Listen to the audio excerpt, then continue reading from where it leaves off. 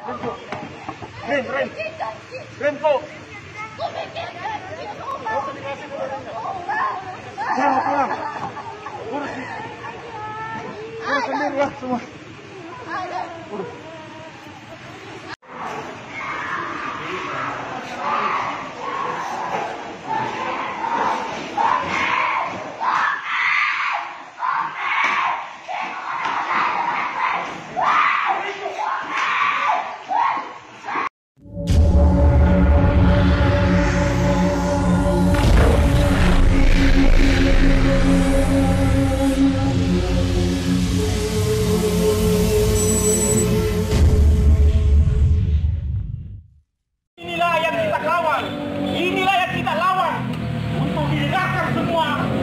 Terjadi di kemudian hari untuk yang kedua kalinya, karena ini adalah merupakan sebuah penyelesaian buruk dan sebuah tragedi kemanusiaan yang terjadi di Kabupaten Bulukumba menimpa warga kita.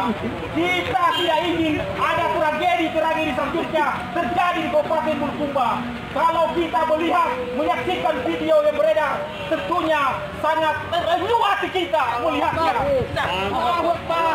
Bagaimana mereka diperlakukan, anaknya naik di mobil, meminta, menangis-nangis, tapi tidak diindahkan, malahan dibohongi.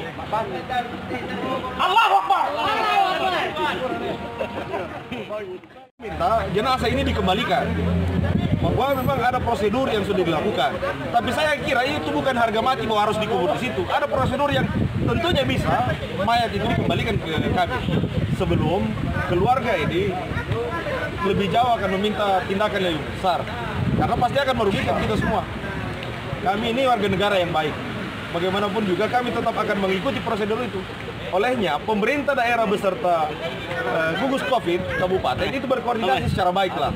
Bagaimana bisa membongkar itu dengan prosedur yang mereka miliki. Karena bicara teknis bukan kami yang harus melakukan itu. Mereka punya prasarana dan alat untuk melakukan itu. Itu tuntutan kami. Terhadap persoalan ini, karena yang menjadi korban adalah anak Bulukumba, dan itu bukan satu-satunya kalau kita bicara dalam skala nasional. Oleh karena itu, apa yang kami lakukan hari ini itu bukan adalah skala daerah atau kabupaten semata, tetapi ini menjadi bagian dari solidaritas nasional kami bagi orang-orang yang diperlakukan sama. Karena bukan hanya itu. Saya menemukan di percakapan saya ada 8, salah satu tenaga medis di gua itu ada 8 jenazah yang hendak dipulangkan dan meminta hal yang sama. Jadi ini hampir mirip, itulah kenapa saya katakan ini sebuah rekayasa yang dilakukan untuk menakuti kita. Saya kira kita paham soal teori, bagaimana mengendalikan orang-orang ini dengan ketakutan. Hari ini kita dilarang turun ke jalan supaya dengan COVID ini supaya tetap stabil kelihatan, tetapi sesungguhnya kita ini sementara dizalimi. Di Amerika sana, yang hari ini juga sementara hari ini sedang bergolak. Mereka juga bukan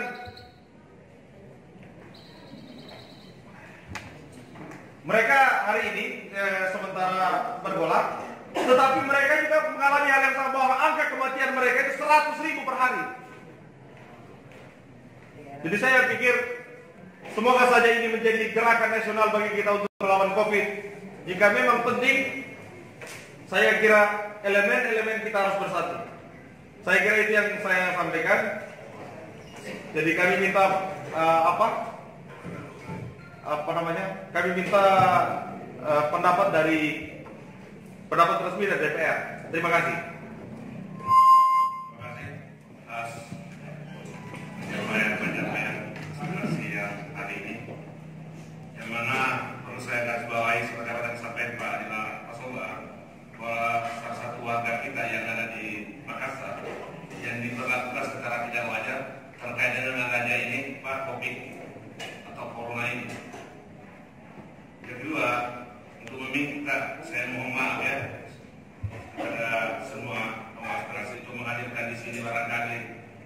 kesehatan mungkin saya tidak punya kemampuan di situ. Karena saya tahu protap dalam menangani aspirasi ini. Kecuali barangkali kalau menerima seperti lagi. Kalau saya secara pribadi tidak berani. Tetapi saya akan mencarikan solusi minimal sebentar. Ada perwakilan dari kita untuk membicarakan dengan hal ini. Karena memang ini kita harus duduk bersama ya, mencarikan solusi ini. Bukan bahwa asal karena mereka sudah tidak semudah membalikkan telapak kanan. Apalagi jalan baru ini sudah dibutuhkan, mungkin ada prosedur-prosedur yang perlu kita lalui. Kita harus melibatkan kepada siapa? Seperti apa yang kita tadi sampaikan, kalau pemerintahan itu harus tegas, harus mengeluarkan pernyataan sikap sebenarnya. Ya. Tetapi terkait dengan pemerintahan itu, baik DPR maupun masing-masing tak baik DPR maupun bupati tahu tugas, tapi hanya kadang yang membedakan kita dalam menjalankan tugas kadang nyali yang berkurang, bukan tidak ada, tapi nyali.